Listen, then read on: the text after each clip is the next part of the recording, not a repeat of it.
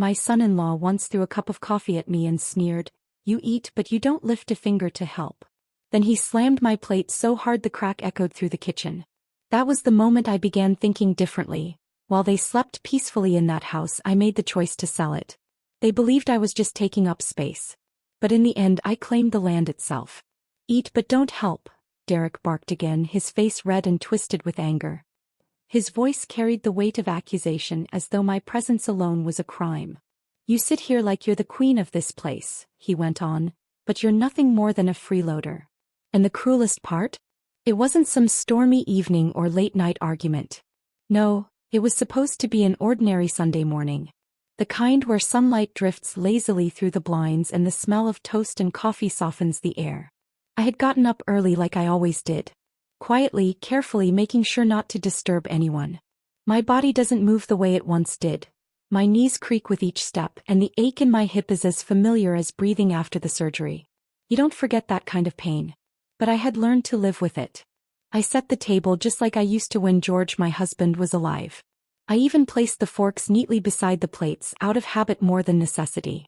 Then I waited. Leia, my daughter, came down first. She wore her robe loosely tied, her eyes fixed on the glow of her phone. I said, "Good morning, sweetheart." She didn't even glance up, just yawned and kept scrolling. Then came Olivia and Ben, 10 and 7. My grandchildren, my little lights. They smiled as they always did and sat in their usual spots. I felt a small warmth inside at their innocence. And then he walked in. Derek. Tall, broad-shouldered, the kind of man whose presence fills a room before he even speaks. Except he didn't speak. He poured himself coffee, grabbed the eggs Leia had fried, and sat heavily at the head of the table. No greeting, no acknowledgement. Just silence and the sound of chewing. I sat in the corner where I always sit now. My plate was simple, just a slice of toast and a small spoonful of scrambled eggs. I never asked for more. I never wanted to be a burden. I even smiled, forcing warmth into my voice. "Good morning, Derek," I said gently. He didn't answer, only chewed louder, like each bite was a statement. The silence grew heavy. Leia pretended to be absorbed in her phone. The kids whispered to each other about a video game. I reached carefully for my tea, making sure not to spill it. And then, with a sharp screech of chair legs, Derek stood. "You know what? I'm sick of this." His words cut the air. We all froze. He turned on me, his face flushed. "You eat but don't help. You sit here like you're the queen of this house." Leia's head jerked up, her eyes wide. Olivia dropped her spoon. Ben shrank back, shoulders curling inward. I was stunned, clutching my teacup. "I try to help, Derek," I whispered. "My hip is still healing. The doctor said." But he laughed. A bitter, joyless laugh. "Your hip? You've been here 6 months, doing nothing but taking up space. Using our water. Our electricity. Eating our food." "Derek, please," Leia murmured under her breath as though afraid of his rage. "Not now." But he wasn't done. He grabbed his coffee mug, still steaming, and hurled it straight at me. The liquid splashed across my lap, soaking through my old blue nightgown, scalding my skin. I gasped, not from the sting though it burned, but from the shock. The mug hit the floor and rolled under the counter. My hands trembled as I stared at the brown stains spreading across the fabric. The children's eyes locked on me, wide, frightened, unblinking. Then Derek slammed his plate onto the table so hard the eggs bounced. The ceramic cracked. "I work 50 hours a week," he shouted, "and I come home to this. A house full of mouths to feed while I pay for everything." I sat frozen. The heat on my thigh throbbed. The shame stung more than the burn. No one moved. Leia stared at the table, her lips pressed tightly together. Derek's voice dropped low, venom dripping from every word. "You're not my mother. And you sure as hell aren't entitled to live here like some damn freeloader." The words pierced me like a knife twisting in bone. I turned to Leia, my daughter, searching her face, praying she'd defend me. That she'd remind him I was her mother, that I had raised her, nursed her through fevers, saved every drawing she ever made, and that this house once belonged to me and George. But she only whispered, "Derek, just not now. Not now." That silence, it was louder than any scream. Olivia reached for a napkin, her small hand trembling, and held it out to me. I took it, wiping at the gown with shaking hands, feeling shame and disbelief rise in my throat. "I think I'll go upstairs," I said, barely audible. No one stopped me. I climbed the stairs slowly, gripping the banister with my twisted fingers. Each step felt heavier than the last. And as my chest tightened, I realized the pain wasn't from my hip or even the burn on my leg. It was from something deeper, far worse. The dawning truth that I no longer belonged here, that house, the one I had built with my own hands beside George, the one where I raised my children and poured every drop of love into, had no room left for me. That realization hit me like a cold wave as I reached the top of the stairs. I paused and looked back. Derek was already sunk into his chair again, scrolling his phone as if nothing had happened. Leia busied herself gathering plates, pretending to tidy up, when really she was just tidying me out of sight. The children. They stared down into their cereal bowls like those circles of milk and flakes held the secrets of the universe. And in that moment it became painfully clear. I wasn't a mother here. I wasn't a grandmother. I wasn't even considered a person. I was just a shadow haunting a chair no one wanted filled. I climbed the last few steps like a ghost, each footfall heavier, each breath thinner, my nightgown soaked and clinging to me, stinging where the coffee had burned my skin. The hallway felt colder than usual. Maybe it wasn't the air. It was the shock still coursing through me, stripping the warmth from my body. I eased the bedroom door shut behind me, careful not to let it creak, and turned the lock. Not because I feared Derek would come charging after me, but because I desperately needed one small act of control. I sat down on the edge of the bed, hands trembling in my lap. My thin floral blanket lay half-folded, the pillow still cradling George's old handkerchief beneath it. When I looked down, I saw the stains spreading across my legs and gown, brown like bruises. They bloomed like wounds that wouldn't heal. I reached for the buttons at my collar, undressing quietly, mechanically, and changed into a clean housecoat, one of the last that wasn't worn thin with age. Then I sat again, listening. Waiting. Hoping, perhaps, for footsteps on the stairs, for a knock, for even a whispered apology. But the house remained silent. They had already moved on with their morning, leaving me behind in the noise of my own heart. The silence was deafening. I pressed my palm against my chest and my fingers brushed against something beneath the fabric. My locket. I always wore it, even when they teased me for being sentimental. I pulled it free and opened it with a soft click. Inside was George, still there, still steady. The little black and white photograph of him, jaw firm, eyes serious, just as he looked the day he came home from the war. And suddenly the years unraveled. I could smell cedar and fresh paint again. I could see George standing out front, sweat beading on his brow, hammer still in hand. He had spent months building that porch, insisting every nail, every plank be set just right. He didn't need to do it himself, but that was who he was. A man who believed in making something with his own hands. "After war I want peace," he once told me. "Something solid. Something I can leave you with." He cupped my face in those rough, calloused hands. "This house will keep you safe when I'm gone. That's why I'm building it with my own fists." It was the spring of 1959 when we finally moved in. Back then the land stretched wide and open across Tennessee. No neighbors yet, just fields and birdsong. Deer wandered close to the fence. The trees seemed to sway in rhythm with our names. George painted the kitchen blue. He said it reminded him of my eyes. I cooked our first meal there, cornbread still dusting my sleeves with flour. We laughed like fools, spinning to the sound of a scratchy radio in the living room, even before the floorboards were sealed. That house carried us through everything. Through 3 children, and 1 miscarriage that left me weeping into George's chest. Through storms that rattled the roof and winters where quilts piled high kept us warm. Through the night our youngest, Leia, was born, George breaking every speed limit in the county to get me to the hospital. I'll never forget how his face changed when he held her, how the hardness left from the war melted into something tender. George wasn't perfect, but he loved us with a loyalty that never cracked, not once.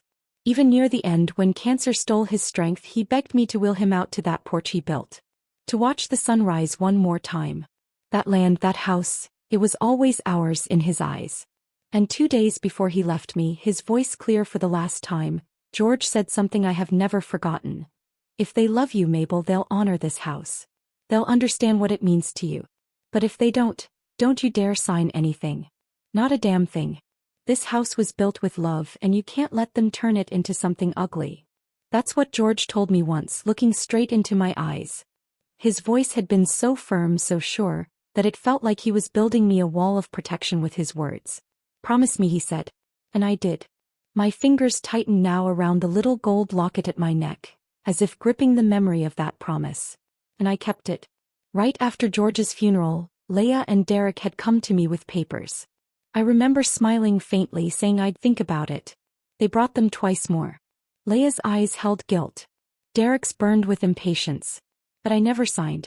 Instead, I tucked the papers into the bottom drawer of George's old desk, right under the hand-sewn flag from his service and the small wooden box that held our wedding bands. Maybe they assumed I eventually gave in, or that Leah inherited the house automatically. Maybe they thought I had no reason to hold on. But they were wrong. I still had the deed. I still had the power. And after Derek's words that morning, after the coffee searing my lap and the shame burning deeper than the skin, I realized what George had probably known all along. Sometimes love means protecting not just what was, but what is. And what could still be. I stood and crossed the room to the old desk. My hands found the drawer, pulled it open. The folder was dusty but familiar. Its weight in my palms felt like George's voice still pressing against my chest. Inside lay the transfer papers, unsigned, and beneath them the deed, my name written bold as daylight. I sat back on the bed, the folder across my lap, my eyes fixed on the empty signature line. Blank, waiting, powerful. And in that instant something stirred in me. I didn't feel like a ghost anymore. I felt alive. And maybe it was time for them to be reminded whose name truly owned this house. That evening I sat through dinner in silence as I'd learned to do. My plate came last, as always, filled with whatever scraps were left after everyone else had served themselves. Leah set it down without looking at me, just going through the motions. The kids chattered about school. Derek scrolled on his phone, grunting between bites. The television droned some forgettable noise from the living room. Not one person asked how I was. Not about the burn on my leg. Not about my feelings. The truth was, it still hurt, raw and tender. But I've always believed that physical pain is easier than the wounds no one can see. I buttered my bread slowly, deliberately, stretching the moment as if filling time instead of my stomach. Nobody noticed. To them, I was nothing more than part of the furniture. A chair in the corner. A curtain they never bothered to open. Sometimes Olivia would glance up and give me a shy smile. Sometimes Ben would remember, "Night-night, Grandma," before bed. They were still children, still soft, not yet trained to unsee me. Leah's eyes met mine briefly at the table. That same tight, apologetic look. Later, when I was at the sink rinsing my plate under lukewarm water, she came up behind me. "Mom," she said softly, "please don't take what Derek said this morning to heart. He's just under so much stress at work." I turned the faucet off. I didn't answer. "He's not a bad person," she rushed on, like she just wanted to sweep the moment away. He loses his temper sometimes. He doesn't mean anything by it." I turned to her. My voice was calm, almost too calm. "He threw scalding coffee at me, Leah. In front of your children." Her teeth caught her lip. She whispered, "I know. I really need you not to make things harder right now. Please." Harder. That word sank like a stone. Not mother. Not family. Not even person. Just harder. A problem. A burden. I nodded once, turned back and finished rinsing the plate. That night, I sat in bed with a notepad and pen, one of the few things that still felt like mine. I began to write. Not for revenge. For survival. For clarity. For truth. I jotted down words, dates, fragments. January 18th. You just eat and watch TV. At least the dog fetches. February 5th. He shoved my pillbox into a drawer. Keep your pills out of my kitchen. March 12th. He sneered at my cardigan draped over a chair. What is this? Laundry day in the dining room. Each entry became a ritual. Quiet. Hidden. Each morning I tucked the notebook beneath my pillow, unseen, unheard. He gave me back something small but powerful. My memory. My proof. My existence. During the day they tried to erase me with silence. But at night I wrote myself back into being. I started paying closer attention to Derek. Watching him the way you watch a performance you don't really want tickets for but can't look away from. He strutted through the house as if the walls were his stage and every one of us owed him a standing ovation. Leah would shrink at the sharp edge of his voice, even when his words weren't aimed at her. And those filthy work boots. He'd fling them into the hallway every evening as if the floor itself should be honored to hold them.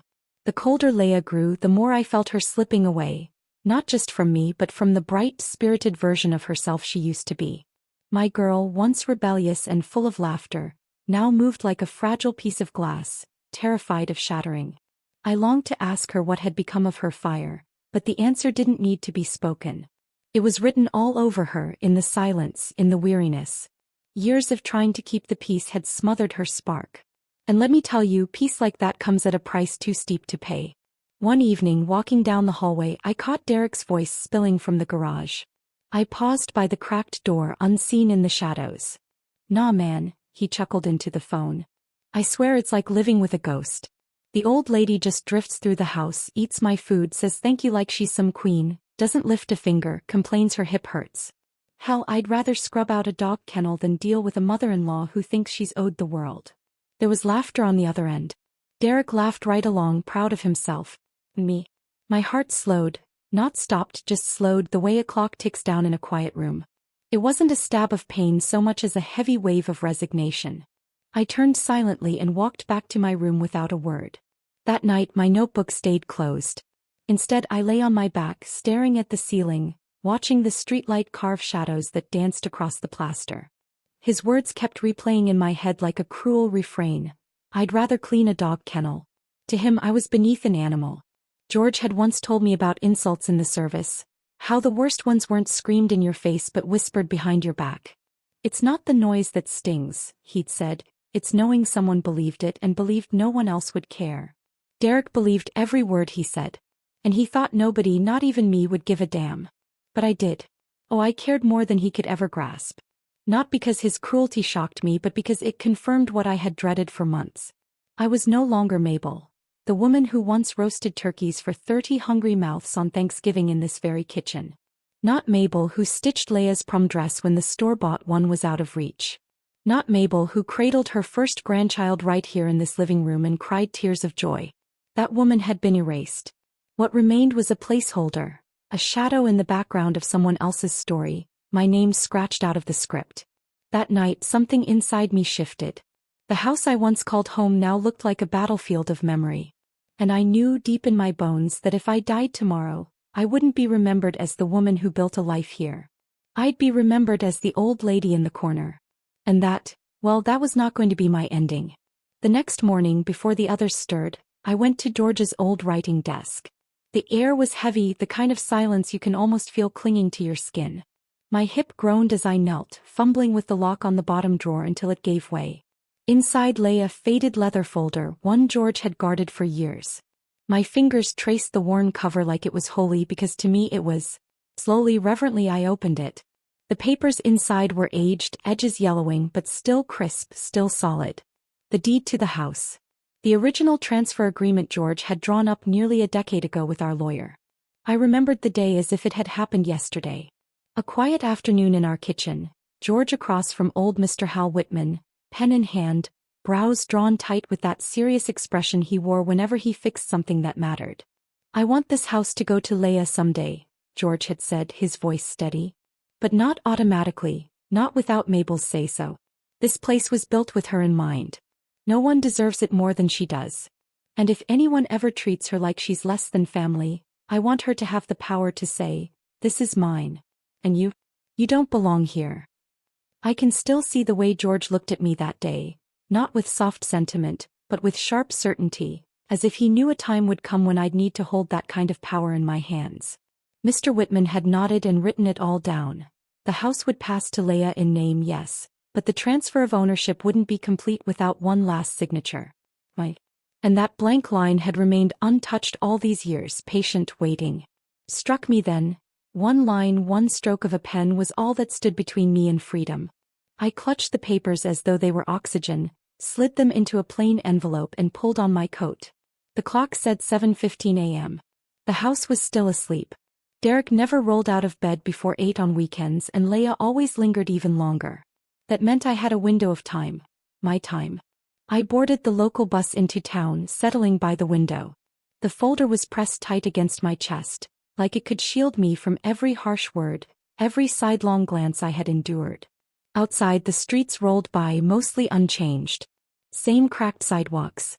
Same little coffee shop on the corner. Same courthouse with its peeling white paint. Some things, for better or worse, refused to move on. Mr. Hal Whitman still worked in that old building on Magnolia Street, right above the bakery that always smelled of cinnamon rolls fresh out of the oven. I bussed the door and waited.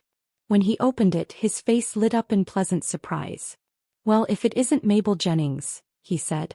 "My God, it's been far too long." I tried to steady my voice, but it trembled anyway. "I need to talk about the house."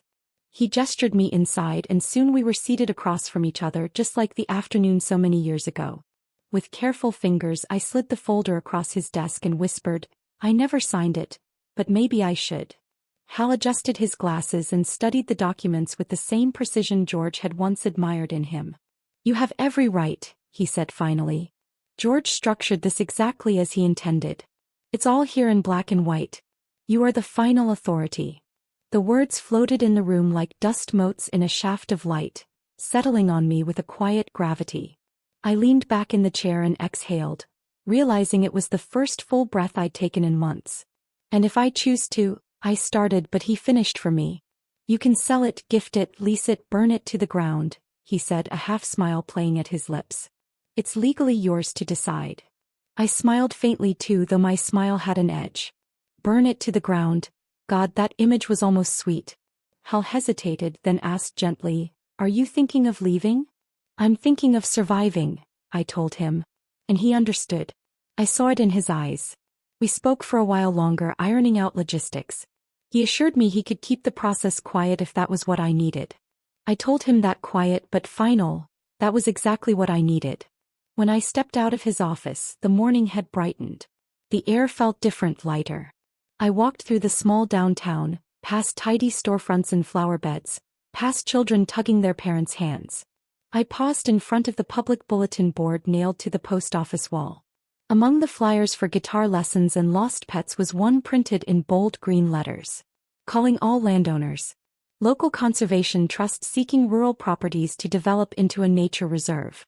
Preserve Tennessee's natural heritage. Let your land become a legacy. A phone number was listed beneath. I stared. Then I read it again. And again. And something undeniable began to stir. I thought about the stretch of land behind our house. The wide field, the trees still carrying George's touch.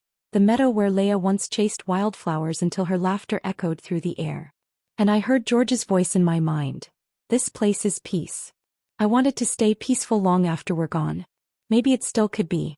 I tore the flyer from the board, folded it into my coat pocket, and made my way home with my heart pounding differently than before.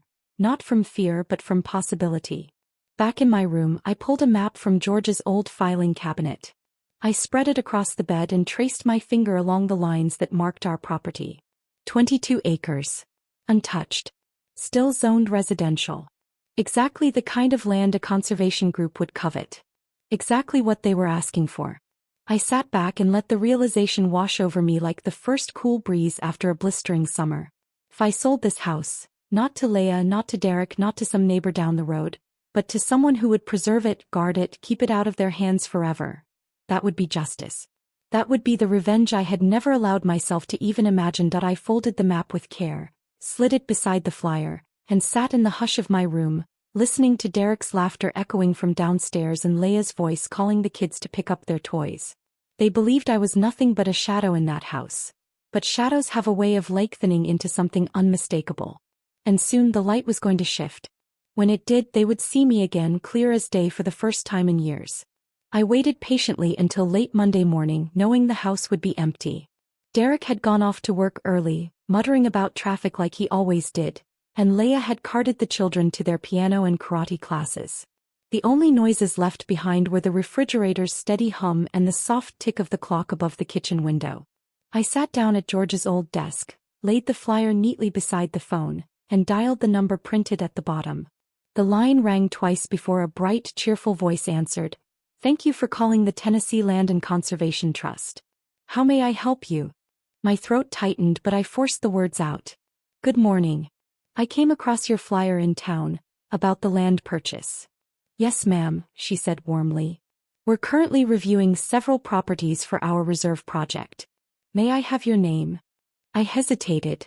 For a second my hand almost hung up the phone. I'd rather not share my full name yet, I said carefully. I'm in a delicate situation. There was a pause, then her tone softened again. Of course, ma'am. We understand. Would you like to arrange a private assessment? Yes, I breathed. Quietly. No one in this household can know.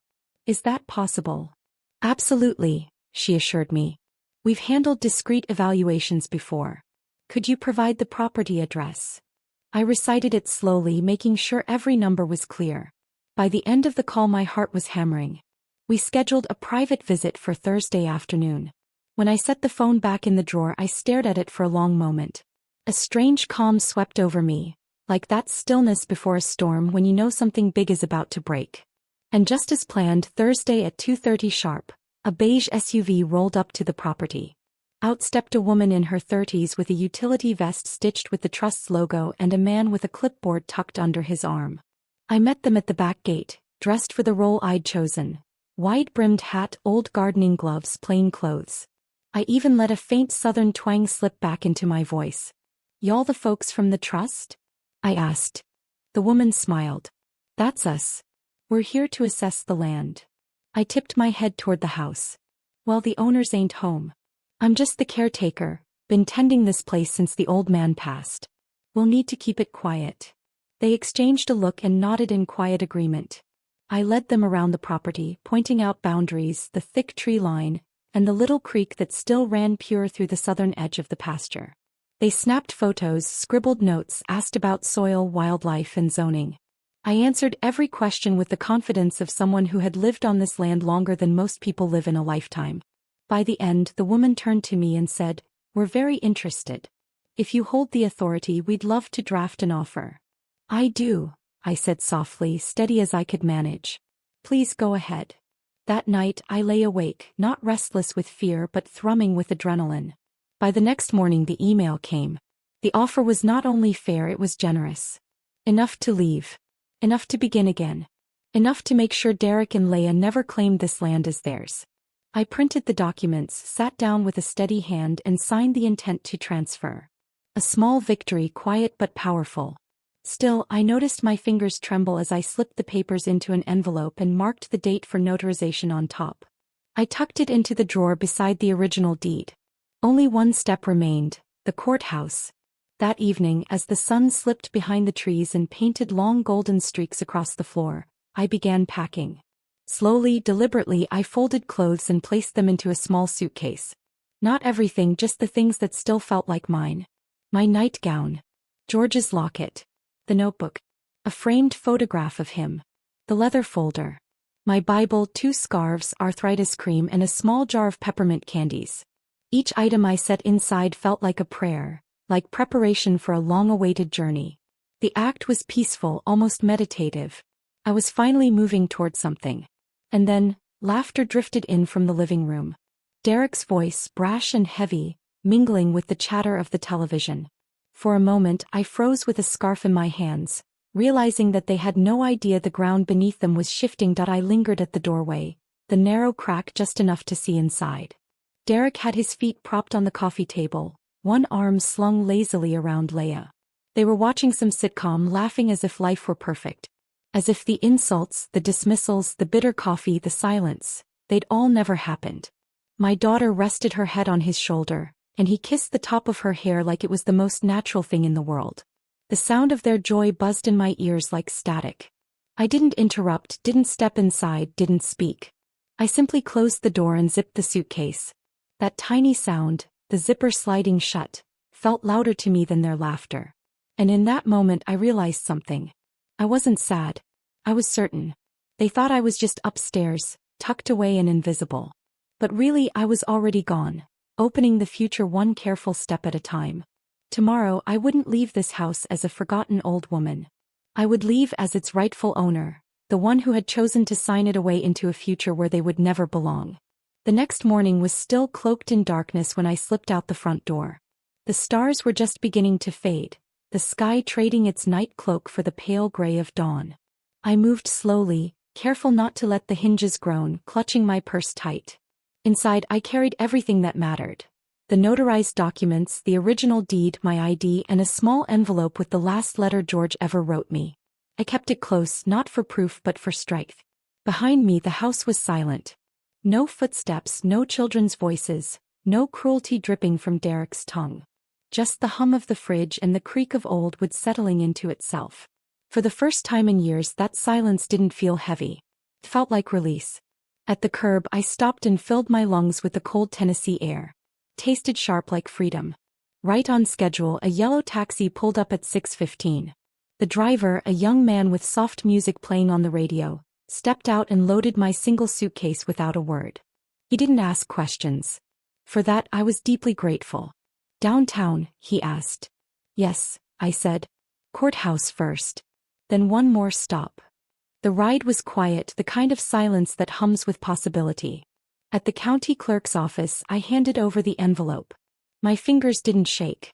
They were steady, almost solemn, like I was laying something sacred to rest. The woman behind the counter checked the papers, her smile warm.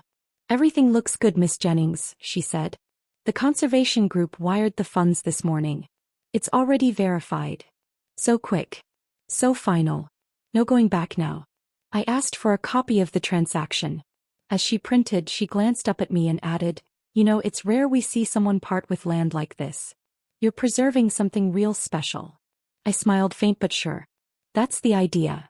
From there, I asked the driver to take me across town to see an old friend. Marjorie Blackwell, another widow, a woman with a sharp wit and a porch full of wind chimes. We had drifted apart after George's death, mostly because I'd pulled away. But last week I had called her. "Of course you can stay," she'd said without hesitation. "I've got a warm bed and fresh pie. Just bring your stories." When I stepped onto her porch that day, she didn't ask for explanations. She just opened her arms and I let myself be held. Later that afternoon, the trust confirmed what I already knew. The transfer was complete. The house and acreage were no longer mine. They were part of the Tennessee Reserve Project. Irrevocable. The next day I sat on Marjorie's porch, a book in hand, watching squirrels chase each other across the shingles. No bitterness lingered in me. Only stillness. The kind that comes after a storm has passed, when you finally realize you survived. But back at that house, my former house, stillness was the last thing to be found. At 10:07 a.m., Derek opened the front door to find two uniformed officers and a representative from the Conservation Trust standing on the porch. "Is this the residence of Derek and Leah Sanders?" one officer asked. "Yeah," Derek said, blinking. The officer continued, his tone clipped. "You are being informed that the property has been legally transferred. You are now considered tenants without contract or right of residence. You have 48 hours to vacate." Derek laughed, a harsh, disbelieving sound. "What the hell are you talking about? My wife owns this house." The representative handed him a folder. "Confirm. Final." "She does not. Never did. The property was never signed over. Miss Mabel Jennings retained full authority. She has executed a legal sale. This home now belongs to the Tennessee Land and Conservation Trust." Leah appeared behind him, barefoot, eyes wide with panic. She snatched the papers, scanning the words. Her face drained. No, this has to be a mistake," she whispered.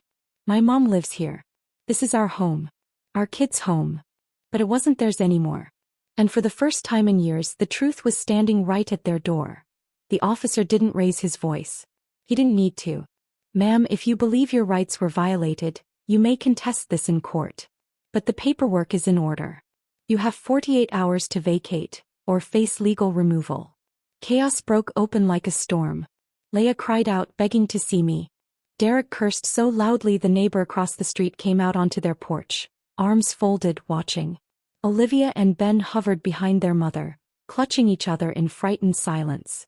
And then came the moment I had been preparing for. I appeared 15 minutes later, walking slowly up the gravel path. A simple navy coat hung from my shoulders. In my hand I carried the legal agreement, folded with the weight of a flag. The officer turned. "Mrs. Jennings?" I nodded. Leah spotted me first. "Mom!" she screamed, running toward me, tears streaking down her cheeks. "What did you do? Why would you do this?"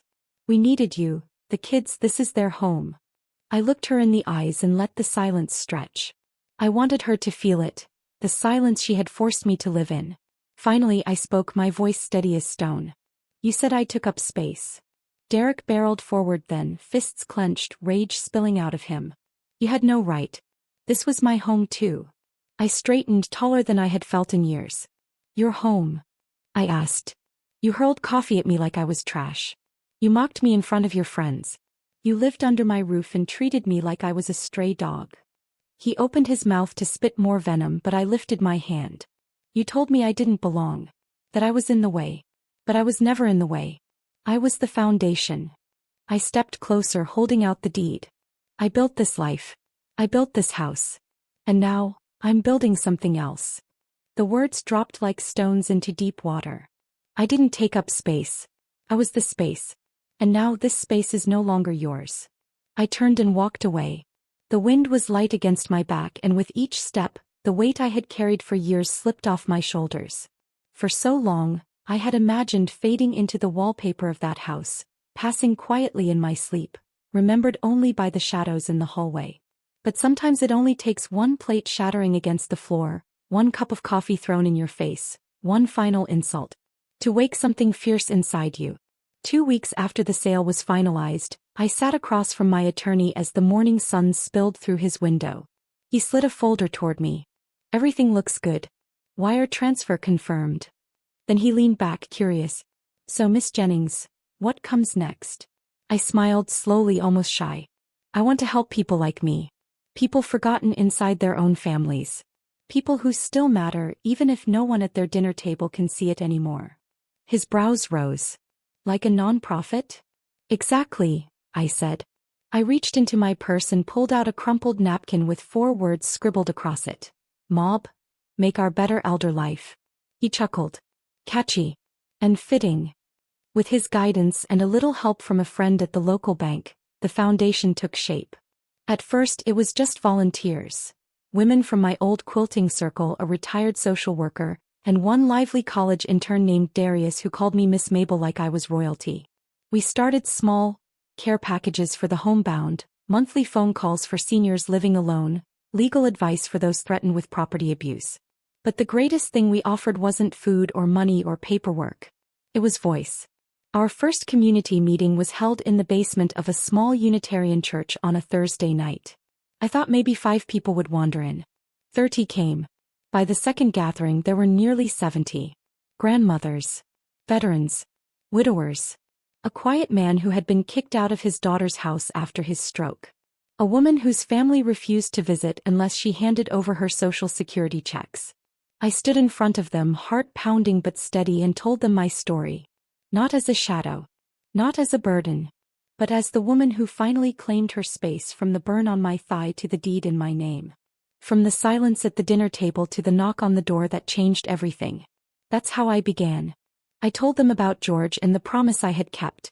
About the years of shrinking myself, and the moment I finally refused to disappear. When I finished, the room didn't erupt in applause. It sat in silence. Thick, reverent, alive. The kind of silence that holds weight. Then one clap broke through. Then another. Soon they were on their feet, some with tears in their eyes, some just nodding as if to say, I see you. I feel you. Am you. The next morning a local news station called. Apparently someone had filmed a piece of my talk and posted it online. At first I hesitated. I don't want to be a spectacle, I said.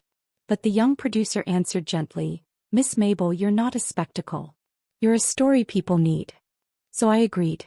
They filmed me on Marjorie's porch, sipping sweet tea while her wind chimes danced in the background.